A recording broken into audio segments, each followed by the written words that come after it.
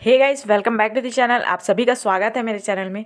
तो चलिए गाइस, बिना देरी किए हुए शुरू करते हैं अपना क्वेश्चन सीरीज और देखते हैं आज का थॉट ऑफ द डे।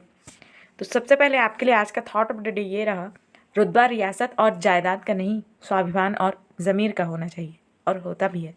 ठीक है, तो चलिए इसी थॉट ऑफ द डे के साथ शुरू करते हैं अपना क्वेश्चन सीरीज और देखते हैं क्या क्या क्वेश्चन आए हुए हैं एंड सॉल्व करने की कोशिश करते हैं।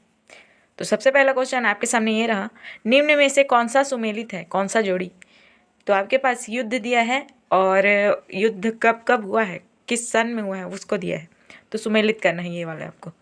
तो सबसे पहला है चौसा का युद्ध 1538, कन्नौज का युद्ध 1539, हल्दी घाटी का युद्ध 1576, खानवा का युद्ध 1657, खेड़ा का युद्ध 1699।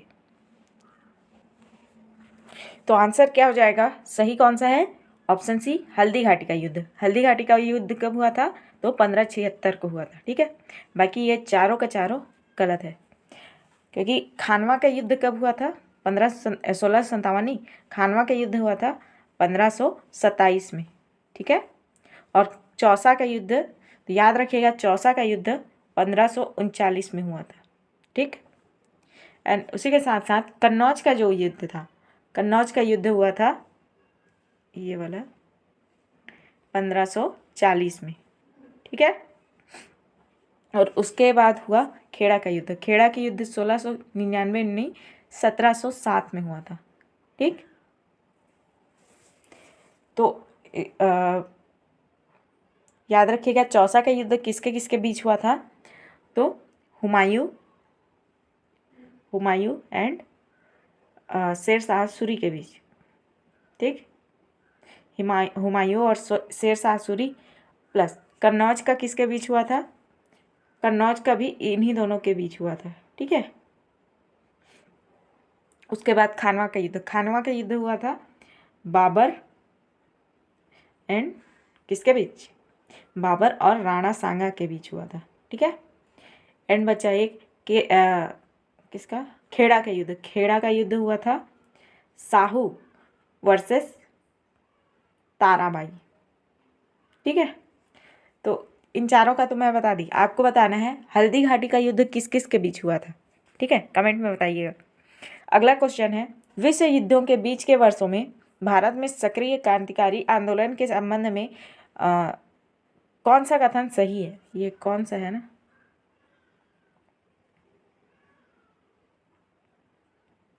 ठीक, तो पहला कथन है आपके पास, चंद्रशेखर आजाद जी ने अनुशीलन समिति की स्थापना की। दूसरा, भगत सिंह जी ने नौजवान भारत सभा की स्थापना की। तीसरा, प्रफुल्ल चाकी जी ने हिंदुस्तान रिपब्लिकन एसोसिएशन की स्थापना की।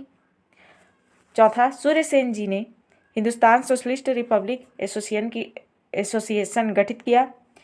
ये पांचवा है। पांचवा, सचिंद्र सान्याल जी ने, युगांतर है, युगांतर, जो सचिंद्र नाथ सान्याल जी थे और उन्होंने युगांतर, वे क्या थे, युगांतर के संस्थापक थे। तो इसमें से कौन सा कथन सत्य है आपको बताना है। तो आंसर क्या हो जाएगा, ऑप्शन बी, भगत सिंह जी ने नौजवान भारत सभा की स्थापना की थी। ठीक है, ये सही है। और बता दूं, जो अनुशीलन समिति है इसकी स्थापना किन्होंने की थी, आज़ाद सिंह जी ने, मतलब चंद्रशेखर आज़ाद जी ने नहीं की थी। इन्होंने अनुशीलन समिति की स्थापना करी थी 1902 में। इसने, तो याद रखिएगा बरिंद्र घोष जी ने, बारिंद्र घोष, बीजी बारिंद्र घोष जी ने करी थी। ठीक है, एंड हिंदुस्तान रिपब्लिकन एसोसिएशन ये 1924 में बना था कानपुर में। किसके द्वारा, तो सचिंद्र सान्याल जी द्वारा। इनके द्वारा कौन सा बना था, हिंदुस्तान रिपब्लिकन एसोसिएशन। ठीक है, कब, तो 1924 में कानपुर में।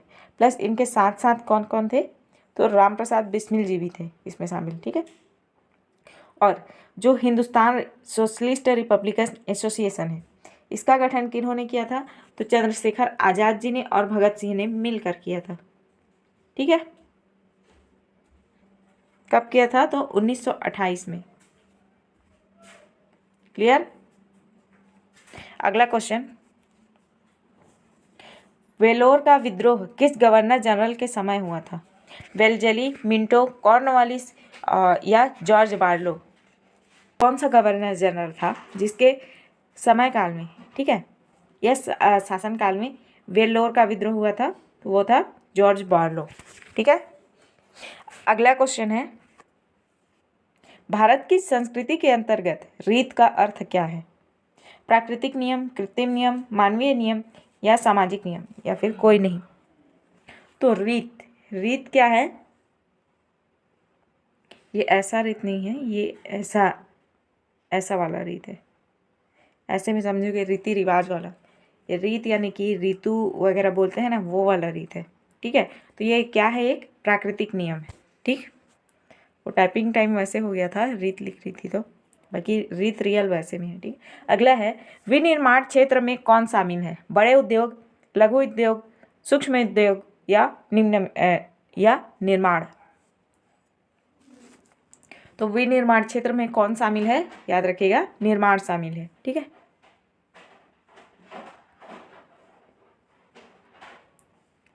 अगला है, वायु पुराण में महानदी को क्या कहा गया है? चित्रोत्पला, नीलोत्पला, कनकनंदिनी या महानंदा? तो वायु पुराण में जो महानदी है उसको क्या कहा गया है? याद रखिएगा, नीलोत्पला कहा गया है। और वायु पुराण कब लिखा गया था? तो सतयुग में। ठीक, अगला क्वेश्चन है, बस्तर के कांगेर घाटी में निम्न में से कौन सा जलप्रपात स्थित नहीं है? ठीक है, कुडंग खोदरा, झूलन दरहा, खुरसेल या शिवगंगा? तो बस्तर का जो कांगेर घाटी है, ठीक है, उसमें कौन सा जलप्रपात स्थित नहीं है? तो खुरसेल जलप्रपात स्थित नहीं है। ठीक, अगला क्वेश्चन है, राजनांदगांव रियासत के महंत घासीदास जी को ब्रिटिश शासन ने शासक होने का सनद या दर्जा कब दिया? 1861, 1865, 1869 या 1872? तो आंसर क्या हो जाएगा? Option B, 1865। 1865 में दर्जा दिया था गुरु घासीदास जी को राजनांदगांव रियासत का शासक होने का। किन्होंने? तो ब्रिटिश शासन ने। ठीक, अगला क्वेश्चन है, भारत के 8 कोर सेक्टर में शामिल नहीं है, भारत के 8 कोर सेक्टरों में शामिल नहीं है कोयला, उर्वरक, विद्युत या रसायन? तो आंसर क्या हो जाएगा?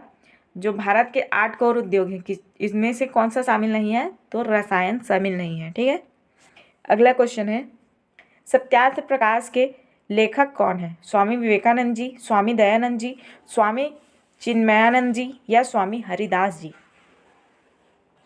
तो याद रखिएगा, सत्यार्थ प्रकाश के लेखक कौन है? स्वामी दयानंद सरस्वती जी हैं। ठीक है, इन्होंने किसकी? तो आर्य समाज की स्थापना करी थी, आर्य समाज। और इनका एक नारा क्या था? तो वेदों की ओर लौटो।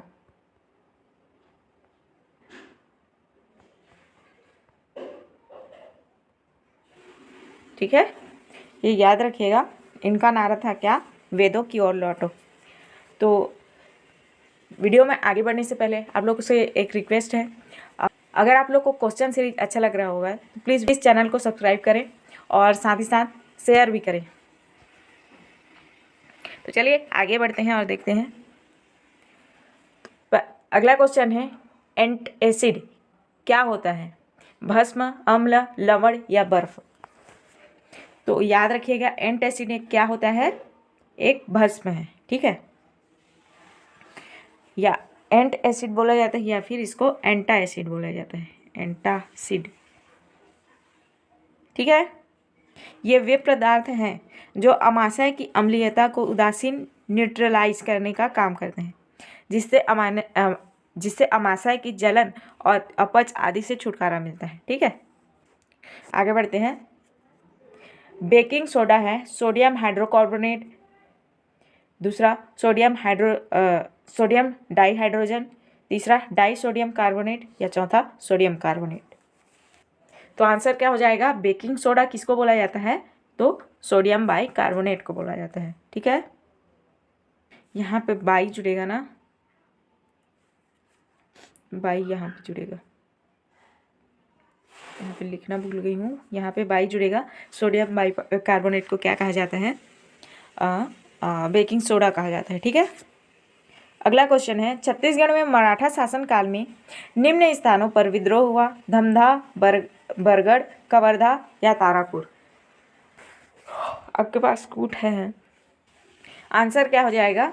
कौन कौन सा विद्रोह हुआ था मराठा काल में? तो याद रखिएगा, धमधा हुआ था, बरगढ़ हुआ था और तारापुर विद्रोह हुआ था। यानी कि आंसर क्या हो जाएगा हमारा? 1, 2 व 4, जो कि ऑप्शन सी में है। हालांकि 4 इसमें आगे लिखा गया है, बट ऑप्शन सी होगा हमारा 1, 2, 4। ठीक है। अगला क्वेश्चन है, राज्य पुनर्गठन अधिनियम 1956 में 1953 में बने जिस पुनर्गठन आयोग की सिफारिशों को स्वीकार किया गया उसमें कौन शामिल नहीं थे? पट्टाभी, सीतारामैया, फजल अली, KM पडिक्कर या HN कुंजरू? तो इसमें कौन शामिल नहीं थे? 1953 में बनाए पुनर्गठन आयोग की सिफारिशों में कौन शामिल नहीं थे? याद रखिएगा, फजल अली शामिल नहीं थे। इनकी समिति कब बनी थी? तो 1956 में बनी थी। ठीक है।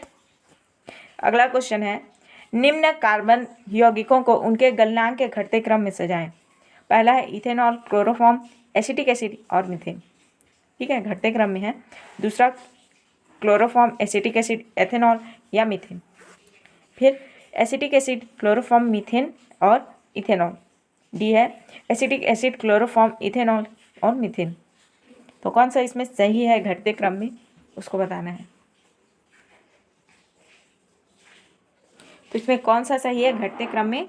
याद रखिएगा, ऑप्शन डी, एसिटिक एसिड, फिर क्लोरोफॉर्म, फिर इथेनॉल, फिर मीथेन। ठीक। अगला क्वेश्चन है, अंबुर की लड़ाई के संदर्भ में क्या सही नहीं है? ये अंबुर है ना। पहला है, यह लड़ाई 1752 में लड़ी गई थी। दूसरा, इस युद्ध में मुजफ्फरगंज, चंदा साहिब और फ्रांसीसी सेना ने मिलकर अनवरुद्दीन का मुकाबला किया था। तीसरा, इस युद्ध में अनवरुद्दीन की हार हुई थी। तो कूट आपके पास दिया है। पहला 1 और 2 और 3, दूसरा 1 और 3, तीसरा 1 और 2 और चौथा केवल 1। आंसर क्या हो जाएगा? ऑप्शन डी, केवल 1। यानी कि अंबुर की लड़ाई जो हुई थी वो 1752 में हुई थी। ठीक है।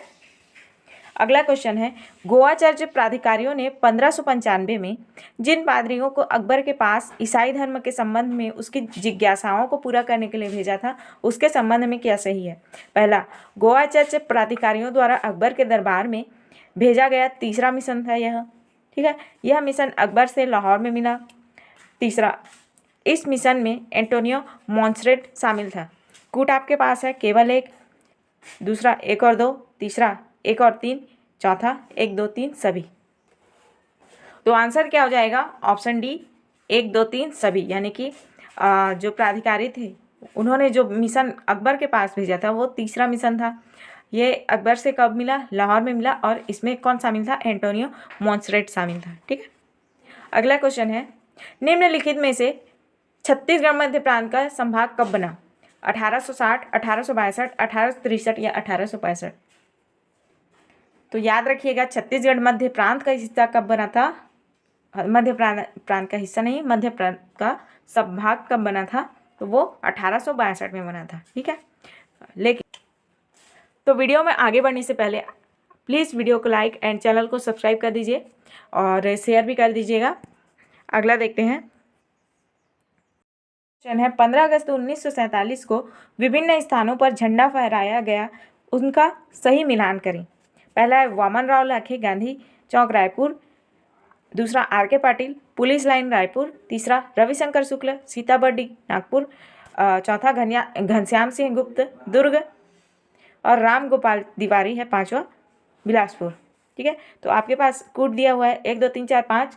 दूसरा 2, 4, 3, 1। चौथा 2, 3, 1, 4। तीसरा 2, 3, 1, 4। चौथा 2, 3, 4, 1। पांचवा कोई नहीं।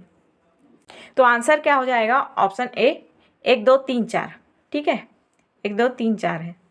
यानी कि वामन राव लाखे ने गांधी चौक पर, रायपुर के गांधी चौक पर क्या किया था? झंडा फहराया था। कब? तो 15 अगस्त 1947 को।